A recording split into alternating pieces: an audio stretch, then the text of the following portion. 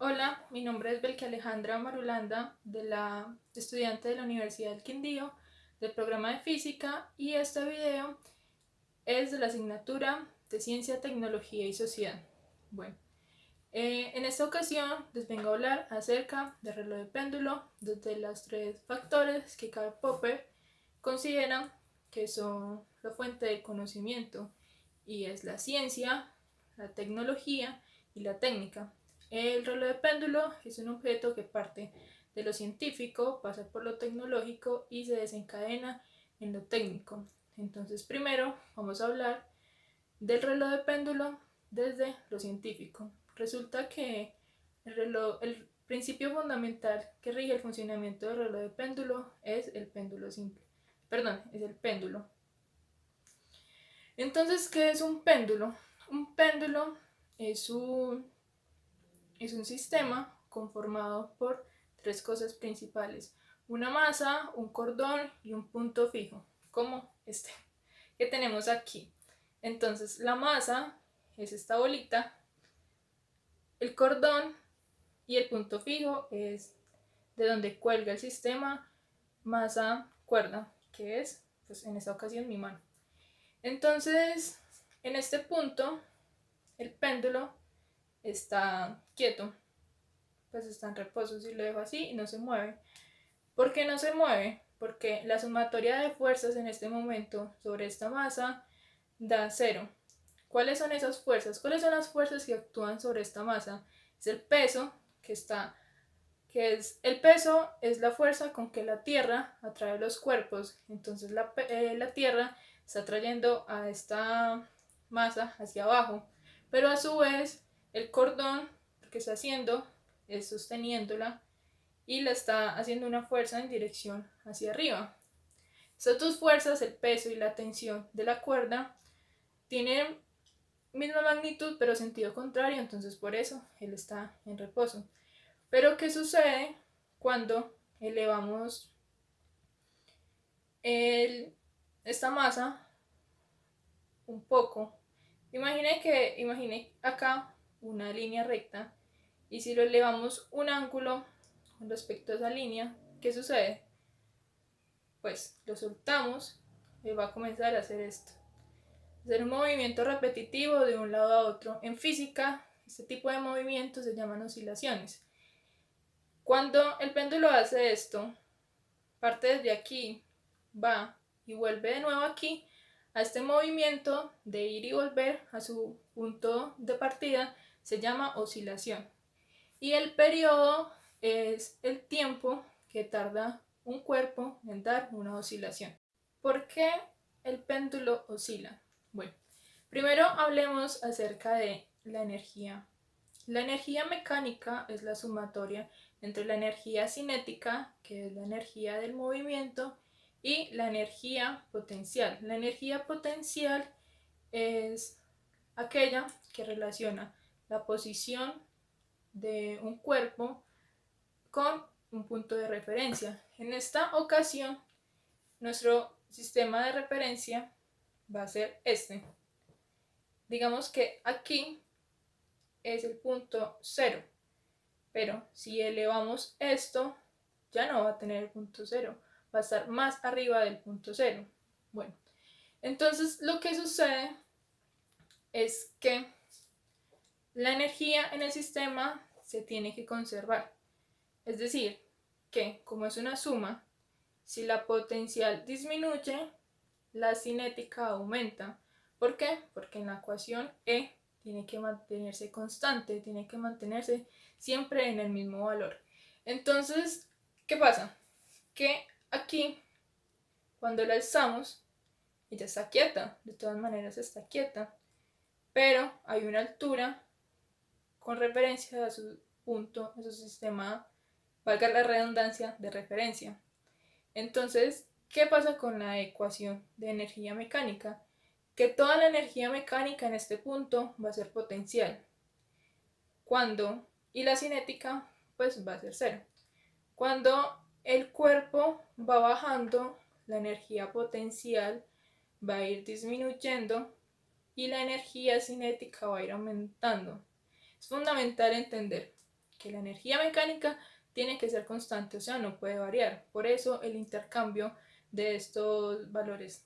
Entonces, digamos, va bajando, entonces gradualmente la energía potencial va disminuyendo y la cinética va a aumentar. Cuando llegue al punto en el que la altura es cero, de ese sistema de referencia, cuando la altura es cero, la energía mecánica va a ser totalmente cinética. Y pues el cuerpo no se puede quedar con esa energía ahí, él tiene que liberarla. Entonces, ¿qué es lo que él hace? Tomar esa energía y moverse con ella. Entonces comienza a soltar esa energía. Entonces la energía va a ir disminuyendo, pero adivinen qué, la energía potencial va a aumentar. Entonces, como la energía potencial va a aumentar, llega a un punto en el que, de nuevo, como sucedía anteriormente, la energía mecánica va a ser totalmente potencial. Y así ocurre lo mismo que ocurría cuando el péndulo estaba en esta posición. Entonces, eso es lo que sucede. Hay un intercambio de energía potencial y cinética ahí. ¿Qué podemos concluir de esto? Que en los puntos, en los extremos, perdón, en los extremos, la, la velocidad es cero. Justo cuando va a volver, la velocidad es cero.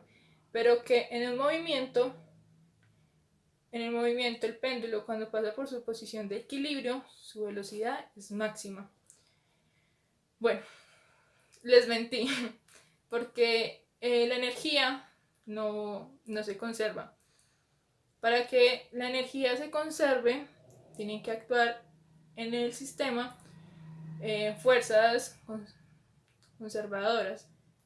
Pero en ese sistema, fuerzas conservadoras son aquellas fuerzas que no hacen que se pierda la energía del sistema. Pero en esta ocasión actúan fuerzas disipativas, que es la resistencia del aire y la fricción entre este cosito y la cuerda, entre las partículas internas de la cuerda y mi dedo. Lo que vemos aquí es una oscilación armónica. Una oscilación armónica es aquella que va perdiendo su amplitud a medida que se va moviendo. La amplitud es el ángulo con que se mueve.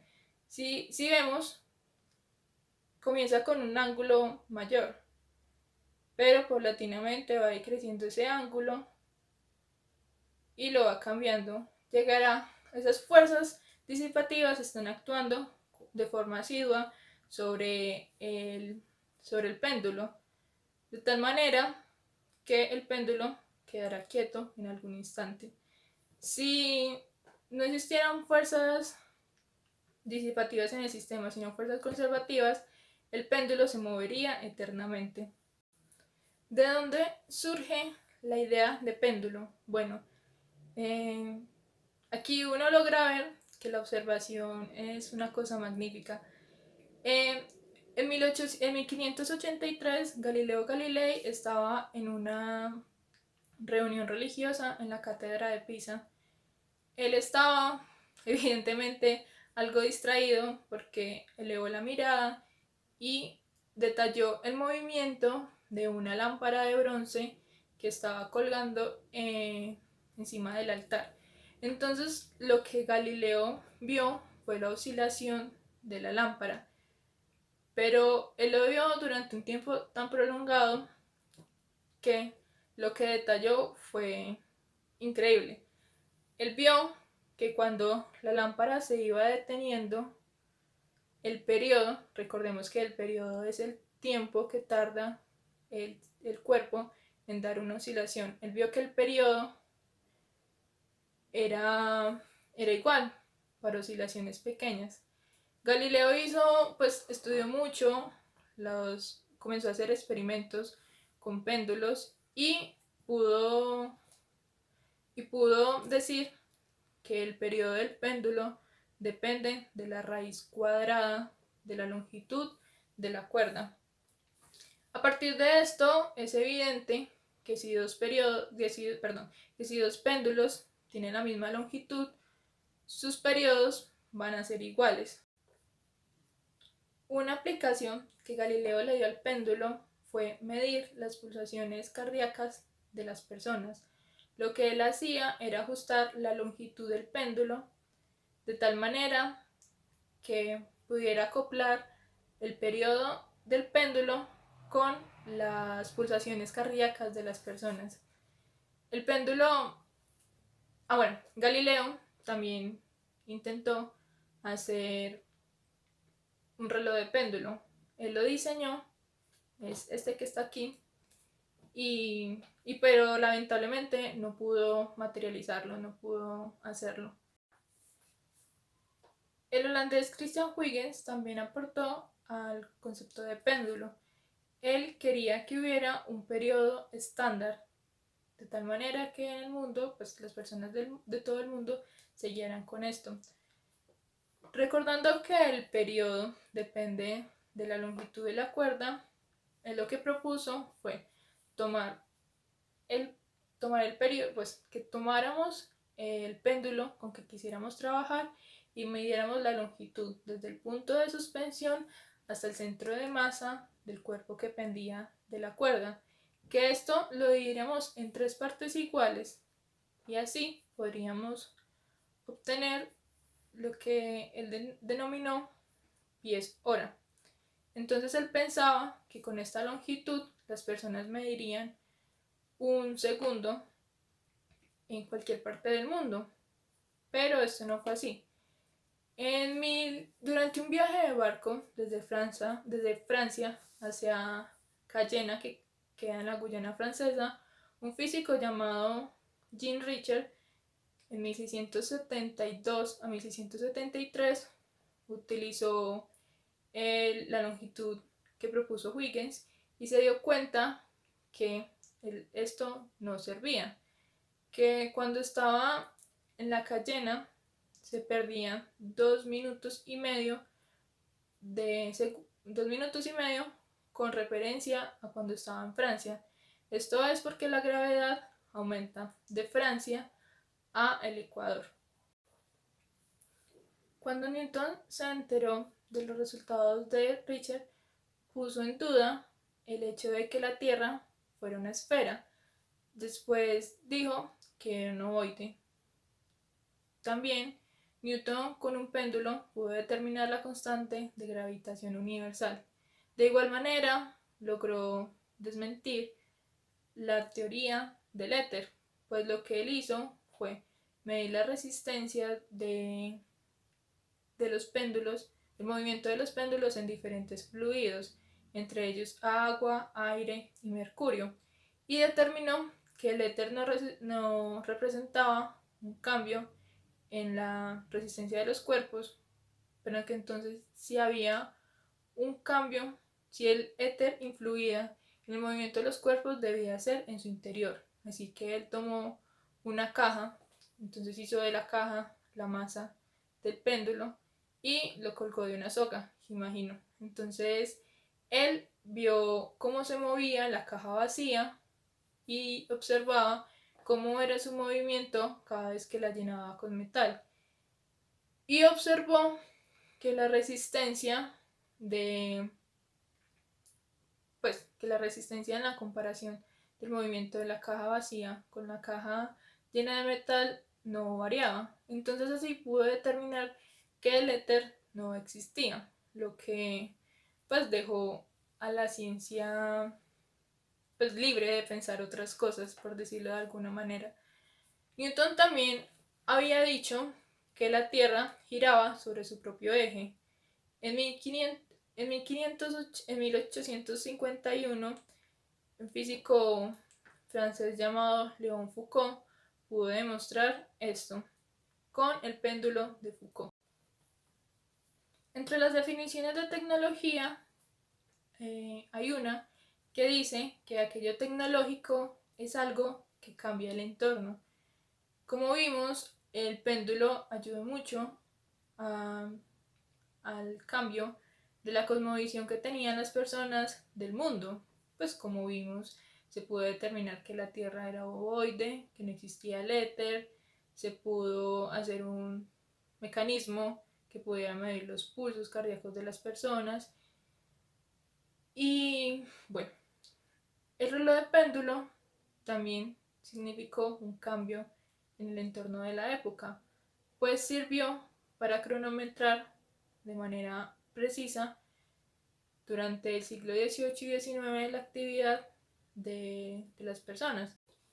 El reloj de péndulo fue creado en 1656 y patentado en 1657 por Richard Huygens. Entonces, ¿cómo funciona un reloj de péndulo? Bueno, un reloj de péndulo tiene 4 componentes principales. Uno es una masa que está atada a una cuerda. Y a su vez esta va enrollada en un engranaje principal. El segundo componente es el péndulo. El tercer componente va a ser el escape.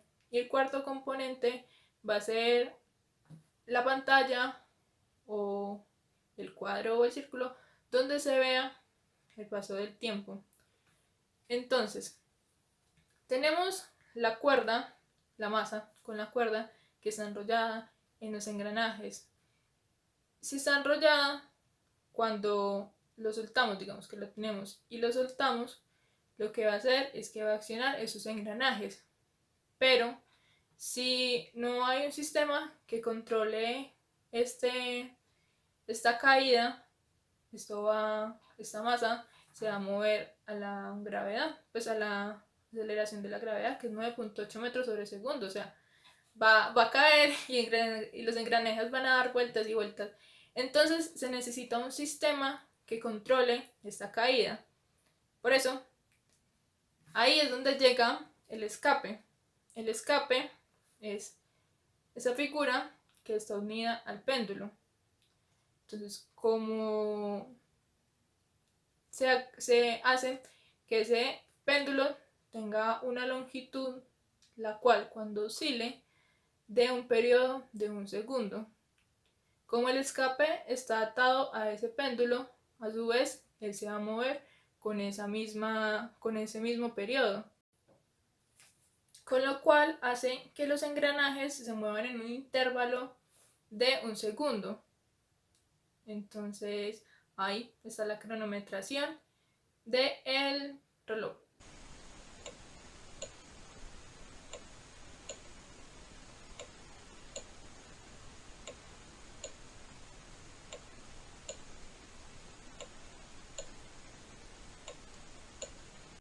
Bueno, esto sirvió de mucha ayuda para la época.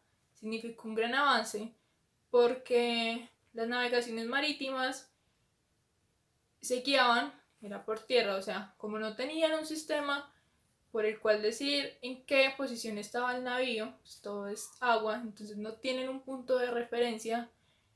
Los barcos lo que hacían era navegar por las costas. Esto limitaba mucho, evidentemente, las navegaciones.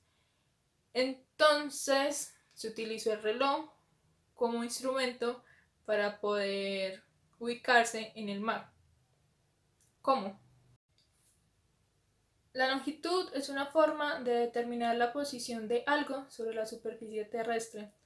Consiste en trazar imaginariamente un círculo máximo que pase por los polos de la Tierra y hacer de este un sistema de referencia, un sistema cero, que a partir de allí se pueda contar los grados. Actualmente el meridiano de Greenwich es el meridiano cero. La idea de utilizar el reloj, pues el tiempo, como método de saber la posición de los navíos consiste en saber que la Tierra gira sobre su propio eje cada día, es decir, que da 360 grados en 24 horas, esto es 15 grados en una hora. Entonces, sabiendo que si estamos en el meridiano de Greenwich, podemos suponer que en este lugar, en el punto, el sol estará en el punto más alto a las 12 del mediodía. Por lo tanto, si un navío se mueve desde el meridiano cero de este a oeste, solo tendrá que ver la hora en la que el sol está en su punto más alto. Por ejemplo, si ellos ven que el sol está en su punto más alto a las 2 de la tarde, ellos están entonces en una posición de 30 grados al este con respecto al meridiano. Ahora otro ejemplo. Si ellos ven que el sol está en su punto más alto a las 9 de la mañana, ellos estarán a 45 grados al oeste con respecto al meridiano. Esta estrategia ayudó muchísimo al desarrollo económico y a la estrategia militar para Inglaterra, pues así ellos no estaban limitados a navegar por las costas, sino que ahora podían utilizar el mar abierto. Habiendo ya hablado del reloj de péndulo desde lo científico y lo tecnológico, nos resta hablar del reloj de péndulo desde lo técnico. Huygens asignó el hacer del reloj de péndulo a Salomón Coster, que era un relojero famoso de la época y del lugar. Digo que es técnico porque a partir de él muchas personas han podido hacer sus propios modelos y con diferentes materiales. Personas que los hacen con madera, con bronce, con oro y con muchas cosas. E incluso los hacen con otro tipo de mecanismos. Entonces, es esto que muchísimas personas pueden hacer sus propios relojes y con el material que quieran. Bueno, este fue mi video, espero les haya gustado y gracias por su atención.